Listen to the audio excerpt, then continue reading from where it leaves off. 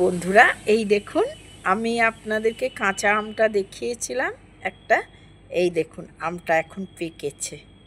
এই যে এই দেখুন পেকেছে পুরো আম গাছে। এই দেখুন পেকে গেছে। এটা আমরা কাল পরশু উঠিয়ে নেব, কিন্তু এই দেখুন এরমভাবে পেকেছে আমটার। এই দেখুন আমটা পুড়ে গেছে। এই যে আমটা এই গাছে হয়েছিল। এই গাছটা আরও হচ্ছে, আপনাদের আরও হলে আমি দেখাবো। আরও হচ্ছে,